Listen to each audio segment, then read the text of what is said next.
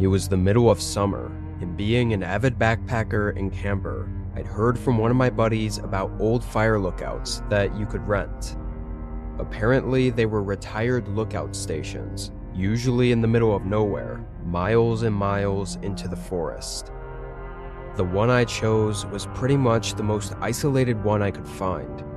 It was easier to rent, having available slots basically through the whole summer, and I liked hiking anyway.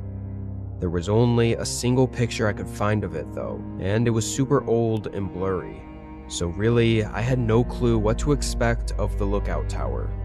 I knew it was built in the 1950s, so it'd be old, but as far as how much restoration was done to it, I was going in blind. I brought my usual backpacking gear and started the hike at 9 a.m. There wasn't much out there as far as views go, not for the first few hours. It was just very dense, harsh forest terrain. The trail wasn't even much of a trail anymore, just a very rough path. After 5 hours though, I finally got a glimpse of the lookout tower. It was far in the distance still, sitting atop a mountain. It looked very small and wasn't one that was high up on stilts. It looked more like a cabin than anything, maybe raised up 10 to 15 feet. There was another hour of trekking before I actually got there. The hike was definitely worth it just for the view alone. Felt like I could see the whole world from there. The fire lookout was in rough shape, however, very noticeably old, with some patchwork here and there done to certain parts.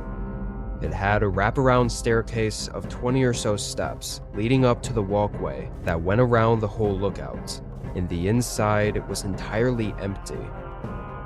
It wasn't glamorous, but honestly, it could have been worse, and to have this view, I'd take it any day. With a few hours of sunlight left, I tossed my bag down, made some food, and relaxed on the outer ledge. It was real quiet up there, just the sound of birds and wind. I was pretty beat from the hike up, so after the sun fell past the horizon, I threw my sleeping stuff on the wooden floorboards and laid down. It was only around 8, so even though I was exhausted, I couldn't quite fall asleep as fast as I wanted. I think 30 to 40 minutes went by. Then I thought I heard something outside the lookout tower. Before I could even get up and look, there were clear footsteps coming up the stairs. I hurried out of my sleeping bag and up to the door, which notably had no locks on it. A few seconds later, a man came around the corner. He was older, say late 40s, and had longish blonde hair. Somehow, he wasn't startled when he saw me, almost like he knew I was already up here. "Great place to stay a few nights, isn't it?" he said, grinning and walking up closer to me. I agreed, still a little nervous, and mentioned I booked it for the next 3 nights. I was already a little put off though, because I knew there was nothing else around here, so him being here while I was also here was really strange. I asked if he was camping around here. "Actually, I was hoping to be staying here tonight," he said, again with a grin. I wasn't sure how to respond to that, but I ended up just saying sorry. "Well, it looks like you've got enough room in there. I mean, it's just you here, right?" After hesitating for a second, I lied, saying a friend of mine was just a few minutes out, and that unfortunately we couldn't let him stay here with us. He looked at me, grin fading from his face, and didn't say anything for a moment, then nodded and started to leave. It wasn't until he turned around to head back down the stairs that I noticed he didn't have a backpack, no gear at all. Surely he had to have left his pack somewhere nearby. Couldn't see why anyone would be this far isolated without any camping gear, even if they were planning on using the fire lookout as a shelter. I got some uneasy feelings about that man, so I stayed up a bit longer and just stared at the forest below the lookouts. I did end up getting really sleepy though, and got back in my sleeping bag and passed out. I woke up in the morning, feeling better and spending the first hour making coffee and enjoying the view. When I headed down from the lookout though, there was a note attached to the wooden railing at the bottom. It was just a piece of paper with the word "sorry" written on it, with a smiley face next to it. I assumed it had to be from the guy, but if he put this here, then he must have come back sometime in the middle of the night while I was sleeping. I immediately felt really unsettled just thinking about it. The fact he even left a note was just weird. Despite the strange occurrence, I decided to go for a walk. Maybe it was to also scan the area for any signs of the man still being around, because clearly he didn't leave when he should have. I wandered around the forest, down the hill from the fire lookout. There wasn't much to see though. It was all the same dense forest that I'd hiked up through the previous day, and I didn't notice any campsites or things left behind. I went back to the lookout and enjoyed the peace and quiet for the rest of the day. I stayed up much later than I did the night before. I had this small battery-powered lantern that I hung up on the wall so I could see a little better, and I just sort of existed. I thought about whatever and stared out at the darkness beyond the lookout, only slightly being able to make out the outline of the mountains. I want to say I didn't start getting ready for bed until nearly midnight. Could have even been 1 a.m. I set up my stuff, then grabbed my lantern and headed down the steps to the forest to take a leak real quick before bed. I walked up just to the edge of the tree line, but as I got there, I saw something move in front of me. Just a glimpse of something shift out of the dim light from my lantern. I froze for a second, then held it up further forward, although it didn't help much. Someone there. The silence that followed my voice made things even more eerie. I basically ran back to the lookout. It didn't feel much safer in there, though.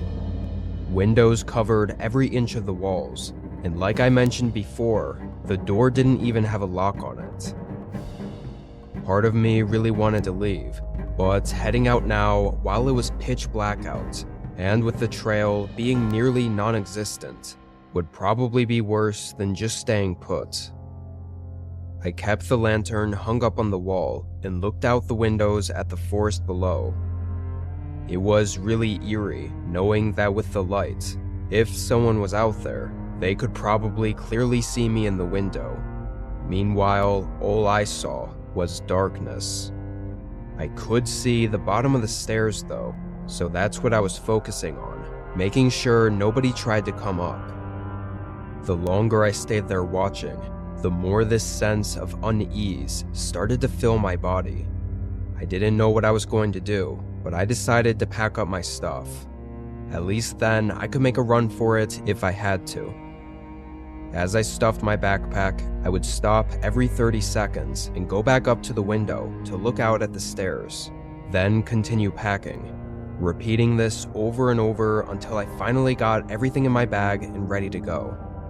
I set it up against the wall, then went back to the window. There was a man at the bottom of the stairs. He was standing right at the first step, staring at it, like he was just waiting there. I could only see part of him through all the railings, but I was sure it was the same man from yesterday. He had no backpack on and looked about the same height. I was beyond terrified. Why was he back? And why was he just standing there motionless at the bottom of the steps? What if he decided to come up again? Everything was making my mind race. I must have been at the window watching him for 2 whole minutes before the man finally moved. He took a couple steps back, pausing for a moment, then walked off. The way he went, though, was blocked off for me by the walkway, so I lost sight of him. And if he did keep walking in that direction toward the forest, it was too dark for me to tell. In the moment, I felt sure the man was stalking me, or at least keeping watch of me, and creeping up too close for comfort, especially in the middle of the night. It could have just been my gut telling me something, but I felt like if I stayed any longer, something really bad would happen.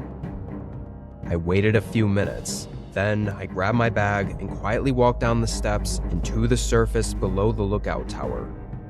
I can't even describe how unnerved I was, walking away from the tower and into the dark forest, knowing there was a chance the guy was still watching me, and possibly following me into the trees. For that very reason, I kept my pocket knife open and in my hand the entire time. I walked for about 15 minutes, which was when the trail started to get a lot less defined, so I was forced to pull out my lantern. I hoped I was far enough that the man didn't follow and wouldn't be able to see the lights. The next 5 hours were exhaustingly unsettling. By then, the sun had come up though, and I was able to finish the hike and leave the forest.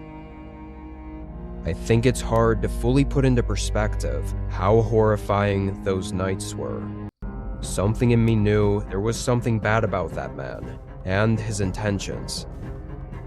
One thing I keep thinking back on is that I had told the man I booked the tower for 3 nights, which leaves no reason for him to have come back multiple times to check if I was there. It also means he likely thought I'd be there for the 3rd night. So had I not left early and actually stayed for the 3rd night, things might have taken a much more disturbing turn.